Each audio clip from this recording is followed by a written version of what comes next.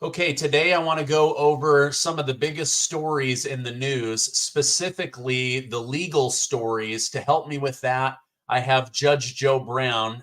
Judge, thank you so much for joining me today. All right, sir. So, wanted to get your take on the presidential debate. What were your thoughts on Trump's performance? What were your thoughts on Biden's performance? And then we'll go through some of the big stories about Biden. I thought Mr. Trump was typical Mr. Trump. He was basic. He spoke to the people. He's not what I call the most eloquent orator, but he's effective. And he went on the attack, but politely, I thought, because he left a lot of things unsaid that he could have said that would have really torn up Biden. Biden is just a deteriorated example of what he's been, which is basically a weak, stick your finger up in the air, see which way the wind's blowing type. And this is not what we need right now. We need leadership. The country's falling apart and we're slipping into the throes of fascism. Okay. It's not good.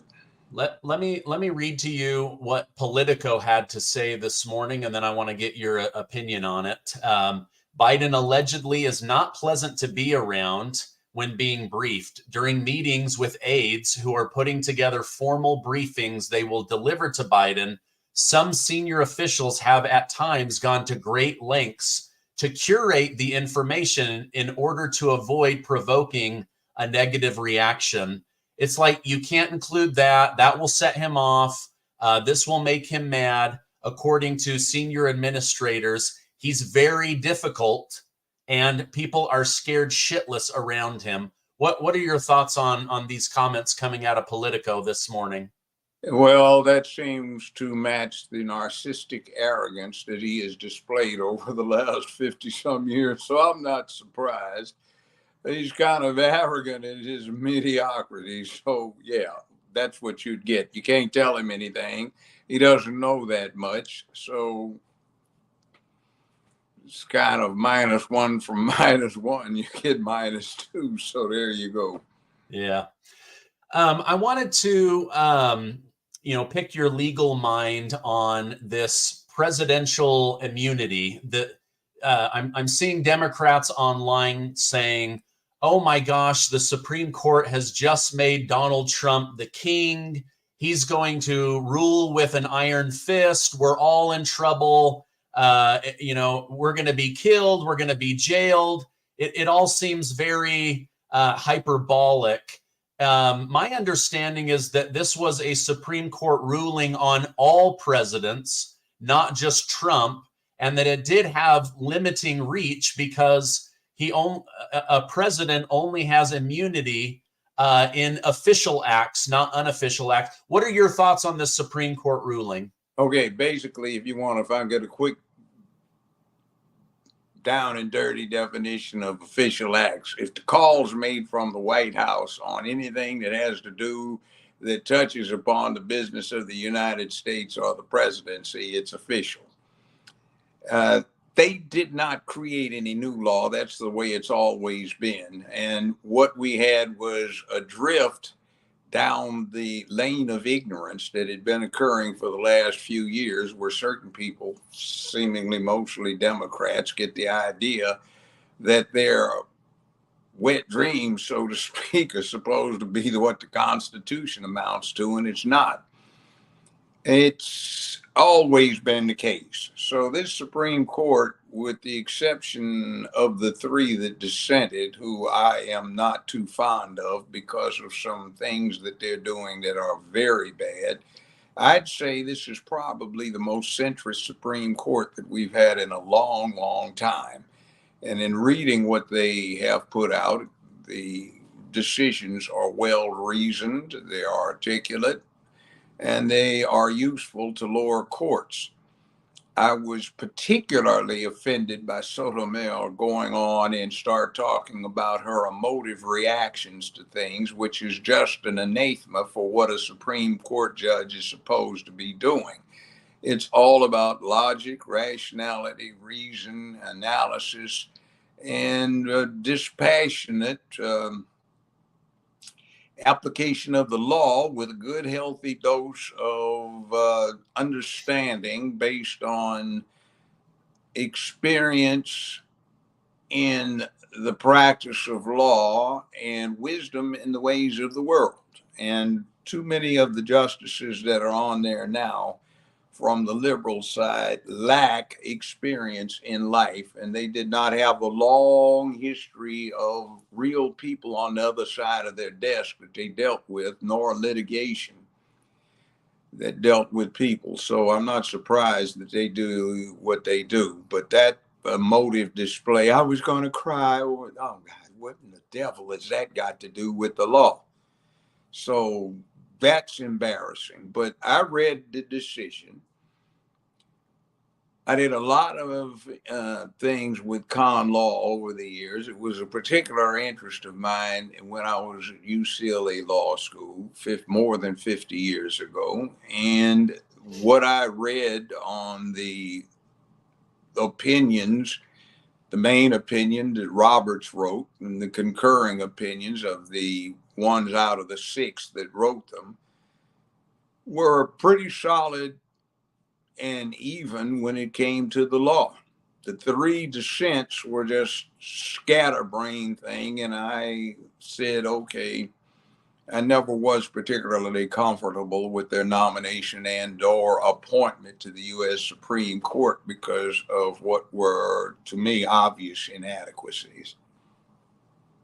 Okay.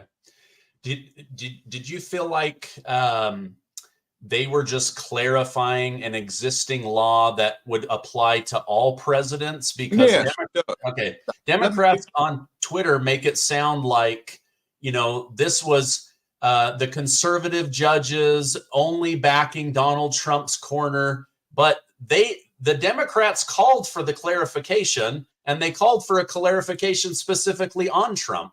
Some ignoramus put together a sheet that they're all talking from. That thing about the king bit, that comes from an obscure line in the Federalist Papers that if you are familiar with them, there are many, many, many of them. And they were some treatises, some pamphlets, papers, writings trying to get the successful rebel colonies to, one, ratify the Constitution, and two years later, to ratify the Bill of Rights. And that was a saying that was taken out of context by the idiots that wrote the cheat sheet up.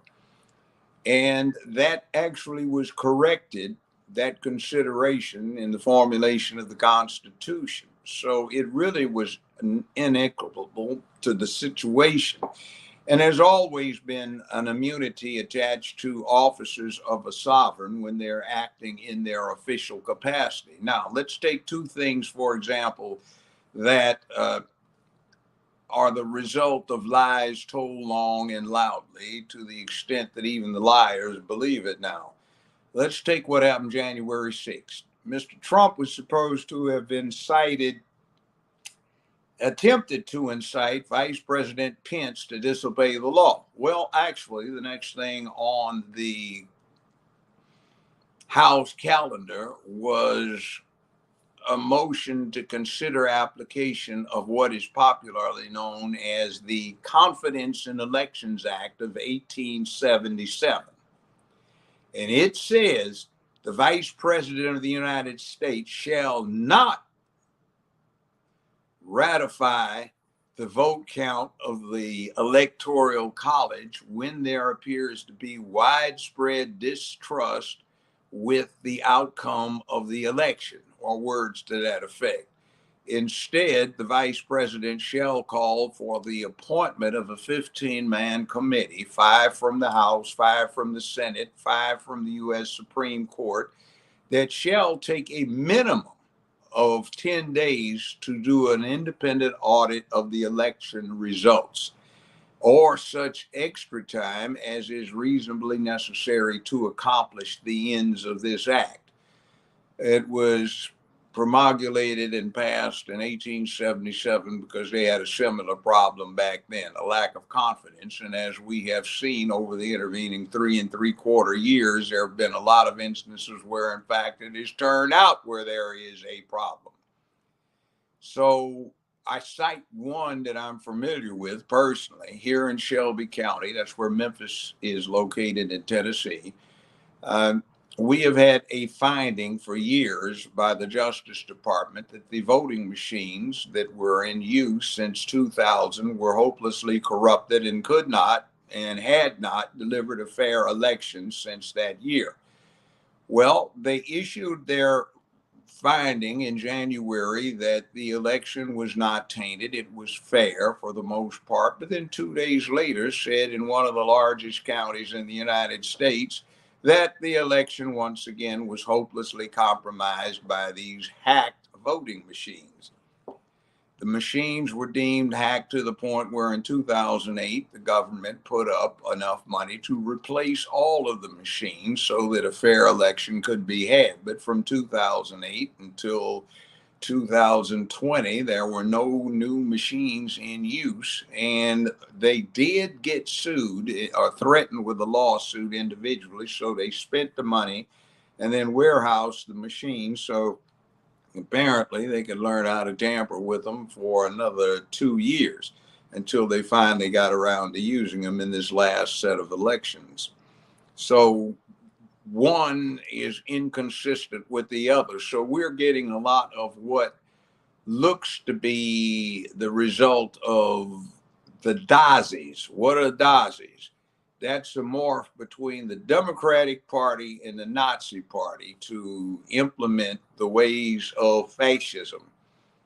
What you saw with communism, then fascism, then Nazism is being resurrected in what I call the rainbow cultism that is taking over the country, wherein you see the symbols of a theology, the rainbow, up in every elementary school classroom, all down the hallways of the high schools and middle schools and junior highs, all on the flagpoles and everywhere with government sanctions. But you don't see crosses, you don't see crescents, you don't see six-pointed stars, you don't see images of Buddha or of Hindu gods or Confucianism, but you see the rainbow theological symbol everywhere imposed by the government. And what we have, in my estimation, is simply the disenchantment of some people who are disciples, acolytes, or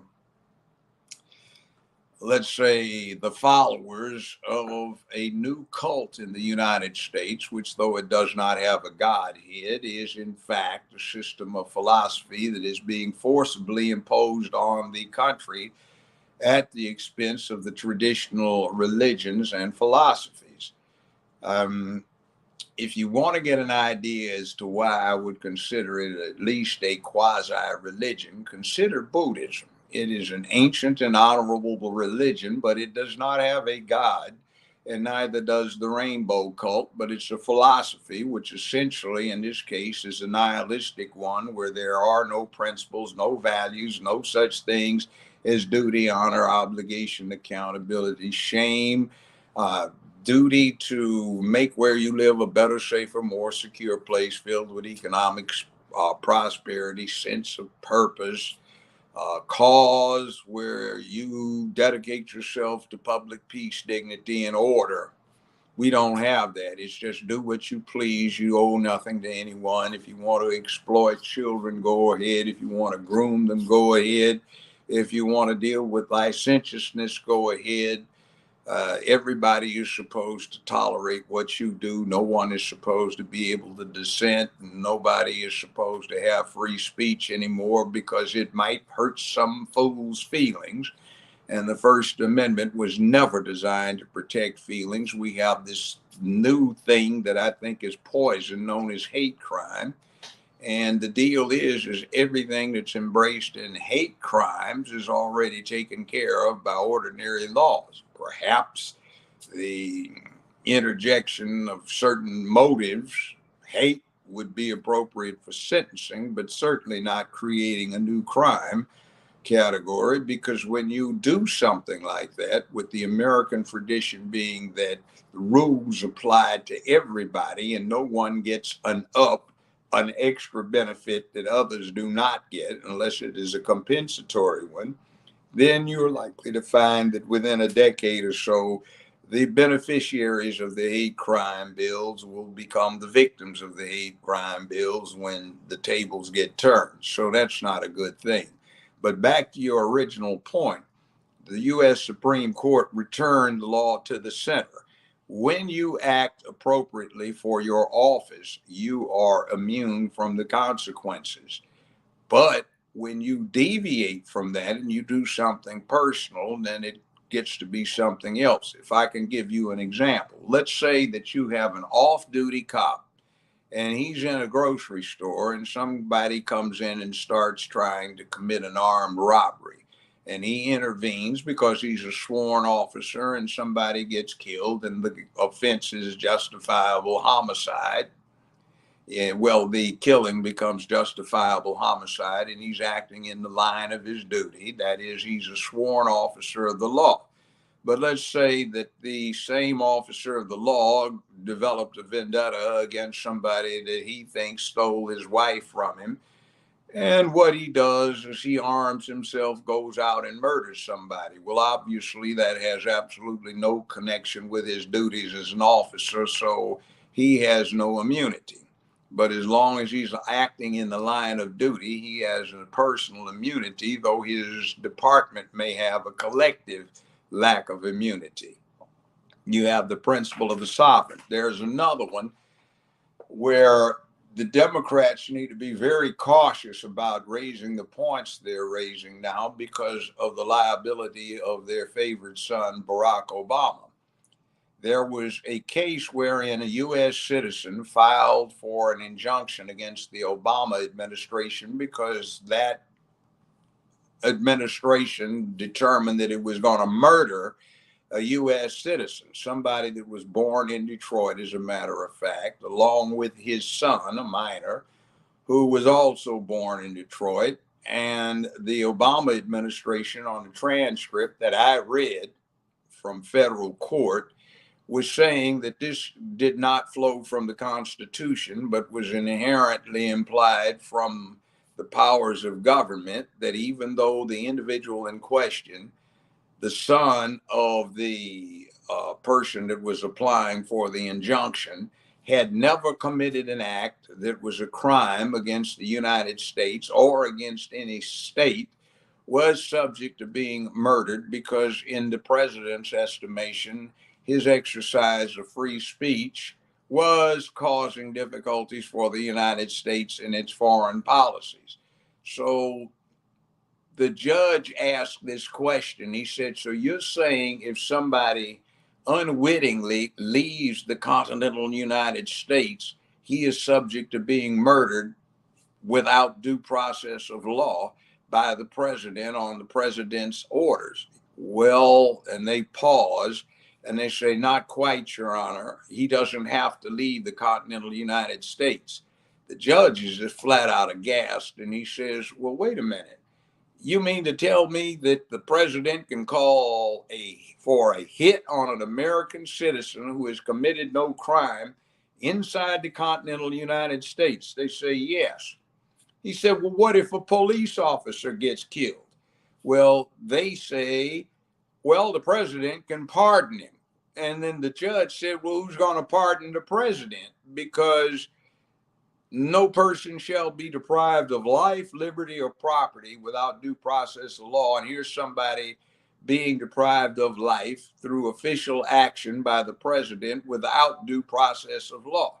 So he granted the injunction, and he gave everybody 60 days to supply further briefs. But the Obama administration, by drone, went ahead and assassinated the man in question less than 40 days later, and also assassinated his 16-year-old son, the grandson of the original applicant, less than 4.5 hours later. So does Obama have immunity because it was an official act, or is he subject to being prosecuted for first-degree murder?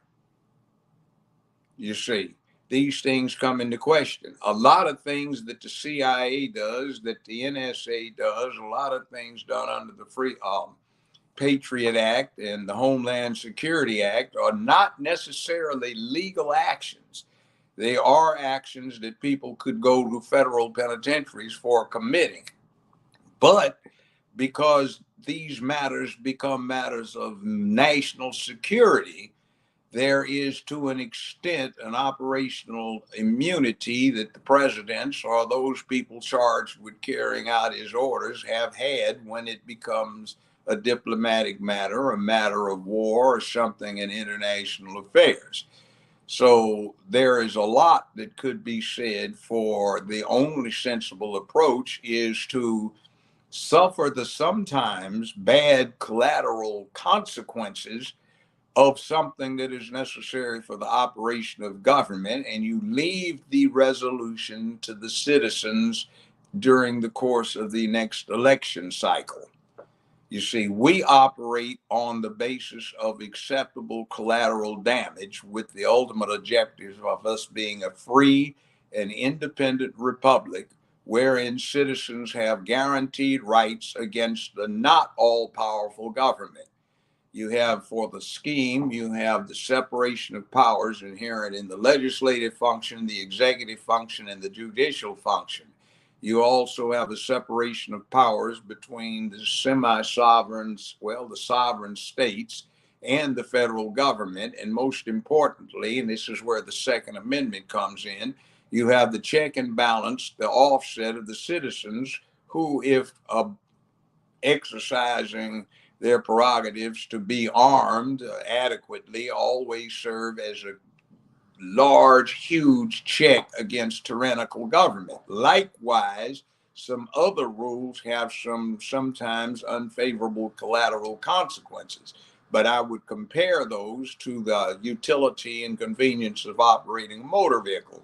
You have a large number of people who are not really competent in the operation of a car, but yet they're turned loose for the convenience of at a high rate of speed, 55, 65, 75 miles an hour, driving down a freeway, expressway, highway, or toll road to get to and from work or to travel long distances. They are operating a 4,000 to 5,000 pound vehicle, which can mutilate, maim, kill, and cause ruination when out of control. But we accept the collateral consequences because of the value that is assigned to the convenience and transportation. Likewise, some of the things that in our form of governance are necessary to secure a free and independent population are also things that are fraught with dangers in terms of collateral damages that may cause discomfort, pain, suffering to some. But those collateral consequences are deemed acceptable because we want to stay a free people instead of being a subject people like they are elsewhere in the world, where they are protected exclusively by a government which becomes all powerful and sometimes tyrannical. But we see this desire right now. We see it spread by the lies that are in mainstream media, where we are told certain things that are just flat out garbage, do not match the law, and they go on from there. So a lot of stuff people say, Judge, how did you come up with that? Where did they teach you that? When did they teach you that in law school? And I say, I didn't get taught that in law school. I learned it in the 5th and 6th grade back in the 1950s in public schools in Los Angeles, California. And that's what I was taught. And we were advised and we were instructed to be questioning and critical and analytical, not let our emotions go free, because there were things that we had to put our emotions aside for. We had a large number of school teachers who were veterans of Korea, World War II, and some of the older ones, even World War I. Vietnam hadn't even happened.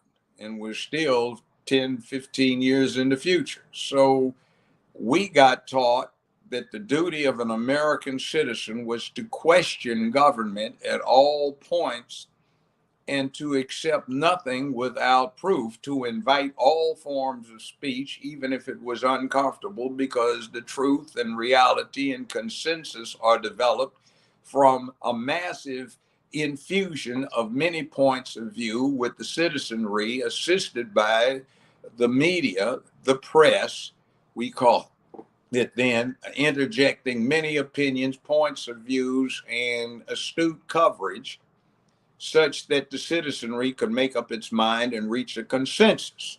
Nowadays, what I see in most mainstream media, with the exception of things like, let's say, the Wall Street Journal or the New York Post, perhaps, or Newsmax, I see things that I am accustomed to having seen 35 years ago in tabloids, where you don't say one side advocates for the following and the other side counters with so and so. You see one side toils an obvious falsehood trying to mislead people, and the other one comes forth with the truth.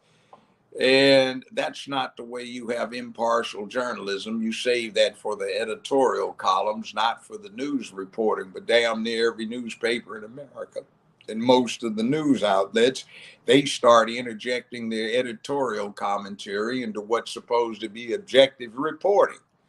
It does not work because the public is getting one-sided information that, one, is designed to ensure that the favored folk do not get their feelings hurt, do not get to be made to feel uncomfortable, and three, you avoid something that has been a human control mechanism.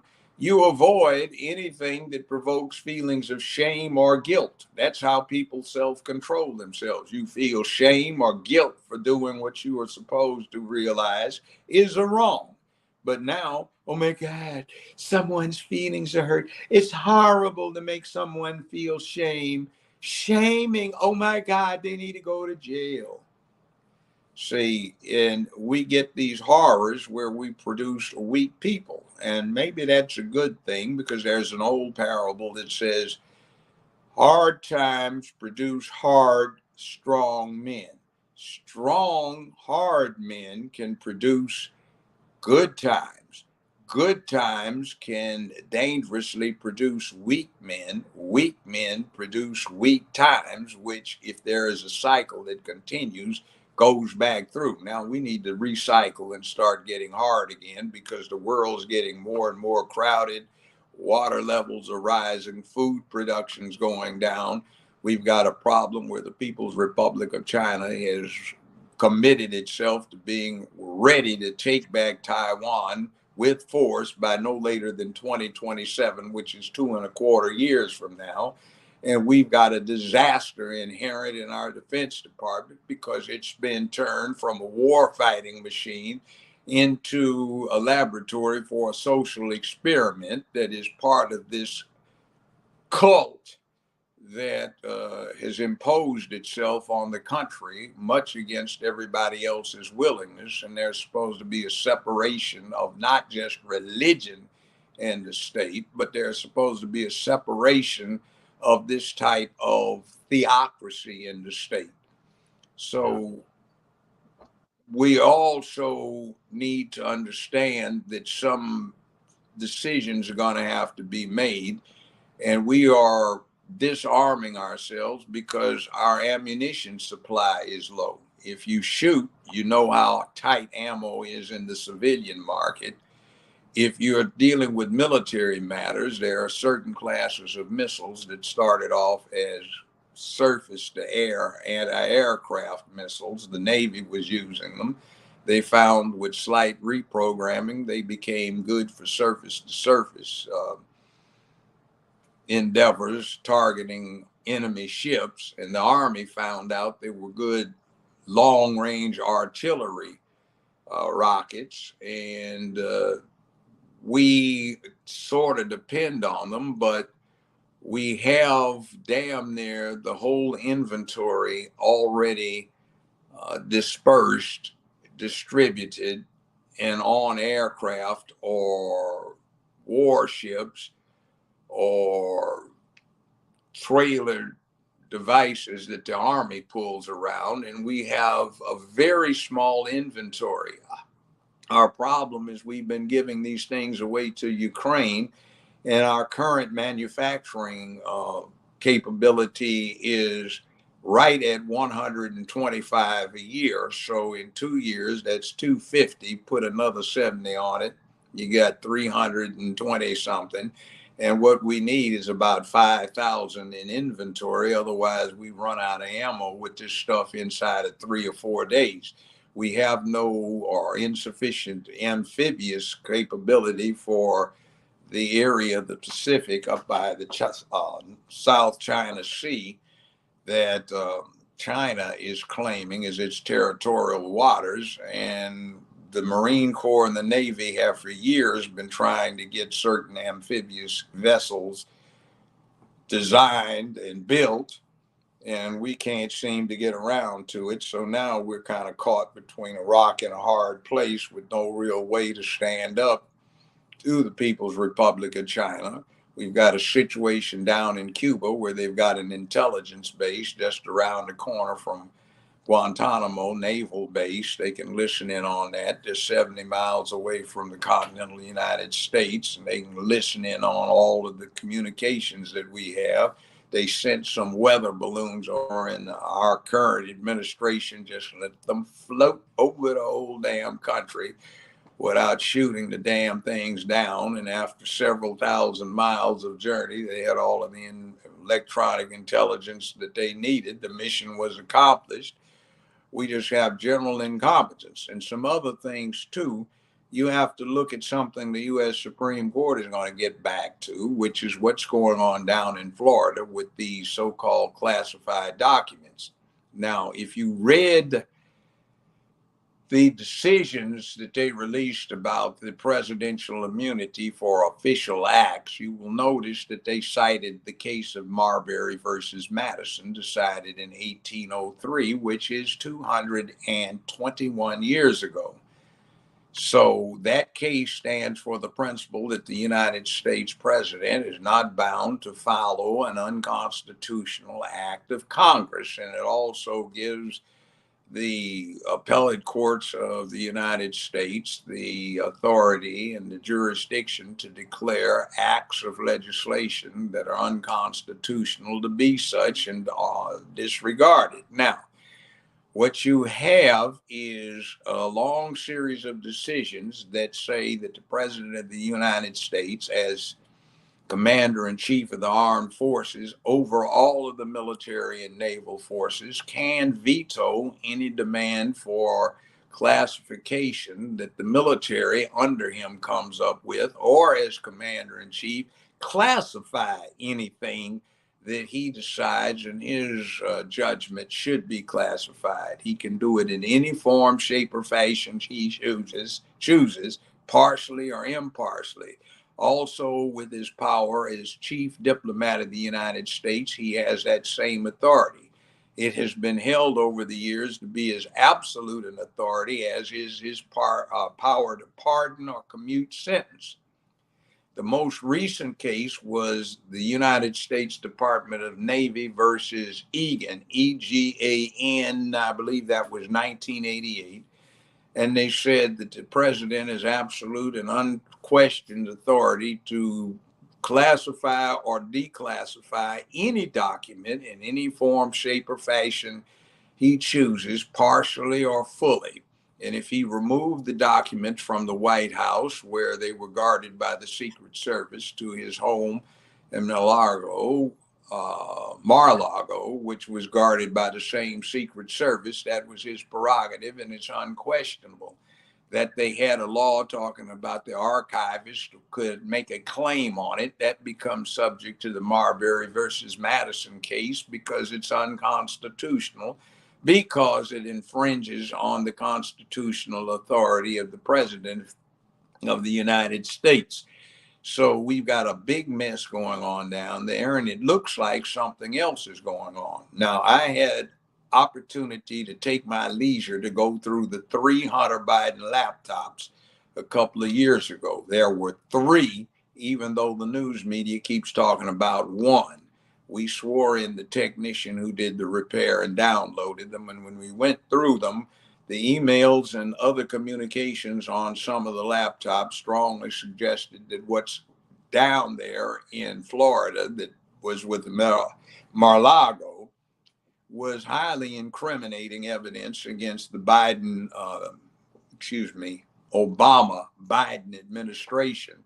So had the information been turned over to the archivist, you would have been giving the incriminating evidence against the alleged thief to the alleged thief.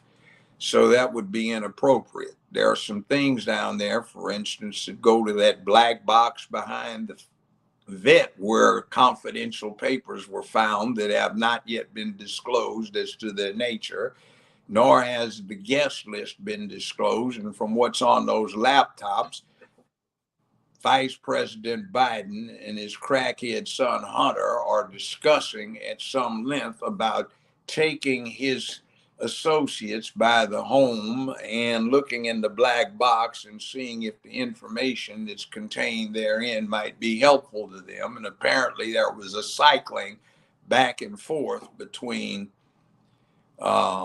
visits, which we still don't have the identity of the individuals concerned. So considering what's on the laptops, it looks almost treasonous, except there's no declared war. One of the things in particular that's on those laptops, which surprised me, is White House tapes, which unlike 50 some years ago during the Nixon administration, do not consist just of voice recordations, but also show the video. And one in particular is very troubling. You've heard some of the congressional committees talking about $10 million. What that is about is there is a scene in there where Obama is leaning up against the front of his desk with his arms crossed as usual. Sitting directly in front of him is Hunter Biden. A little to Hunter Biden's right is his father, Joe Biden, and standing up is this tall Chinese guy. And Obama is saying, I'll cut to the chase. Now, let me get this straight. I get 10%, Joe gets 10%, and Hunter gets 10%. The Chinese gentleman says that's correct. We've deposited $100 million in cash into the account that Hunter has access to. You get 10%, $10 million. He gets 10 million and his father gets 10 million. And what is the money for? What they wanted was this. The Chinese Navy had been heavily patrolling the South China Sea, and China had built these concrete emplacements, helicopter landing pads on basically submerged coral atoll outcrops. So they were claiming 200-mile radiuses around each of these as Chinese territorial waters. So what they wanted was for the United States Navy to back off of its aggressive counter-patrolling at the time of the Chinese Navy. Well, about 60 days later, we checked, and then the Military Times, which is the official Pentagon magazine, you get a lot of bitching by the admirals about being told to back down on the aggressive counter-patrolling of the Chinese Navy.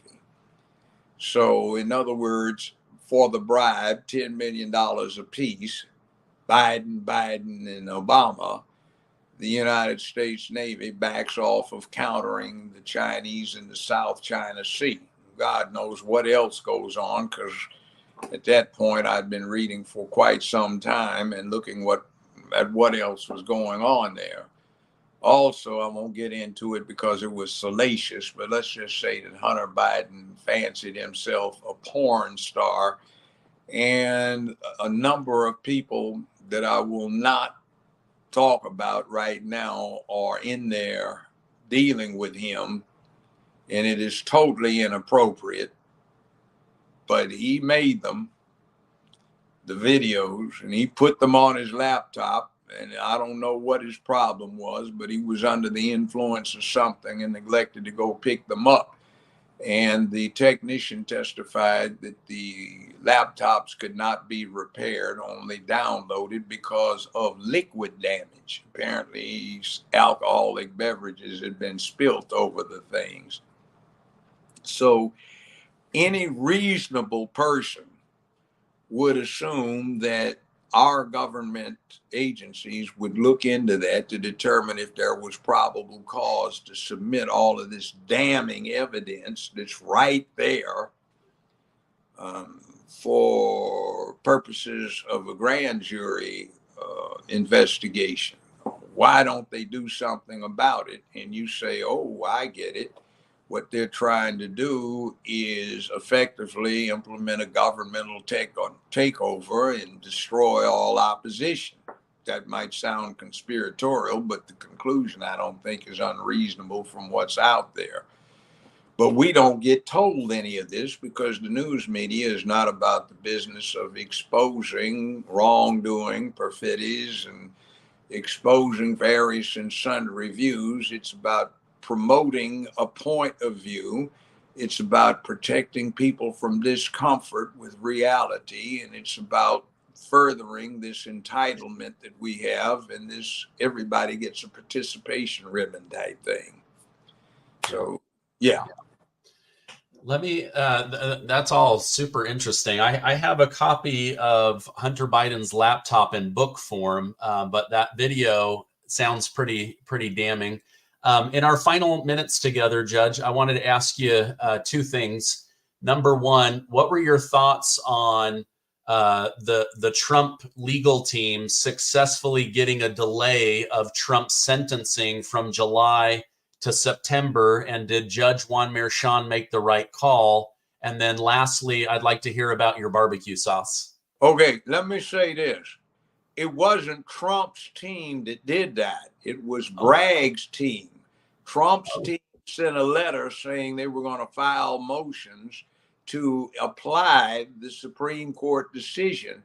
So there were several assistant district attorneys in Bragg's office that sent a notice to the judge saying they were requesting that sentencing be delayed so that they could look into the consequences of the decision. So it wasn't like the judge just neutrally went along with what the defense was trying to push. This was at the urging of Bragg and company. And let me say one brief thing about the judge. He was way out of line. He never should have kept that case because his wife had a good interest in it, a heavy interest in it. His daughter had an even deeper interest in it. She was managing $90-some million worth of funds that the outcome of the proceedings were anticipated as having a great deal to do with the consequences that would follow from a guilty verdict. The wife was even putting out stuff on social media where she had Trump peeping out between prison bars. The other thing is he was basically charged with multiple counts of paying hush money to keep somebody from exposing his commission or participation in a crime. There were no crimes proven. In spite of the defense's repeated request that the state stipulate what the underlying crime was, the judge refused to require them to do that and instructed the jury that out of various alternatives, they could pick anyone they wanted. He did not instruct them that a specific crime had to be proven beyond a reasonable doubt. Those were deficient jury charges. The other thing is that the character proof he allowed to be put into evidence without Trump actually getting on the stand and testifying himself at that point were highly prejudicial. The probative value was greatly exceeded. There was no connection actually between Stormy Daniels' egregious testimony about how the sex went down. That had nothing to do with it. And also bringing in proof of other sexual adventures was just flat out salacious and had absolutely nothing to do with the underlying case. The whole matter is garbage. It doesn't stand. The instructions were faulty.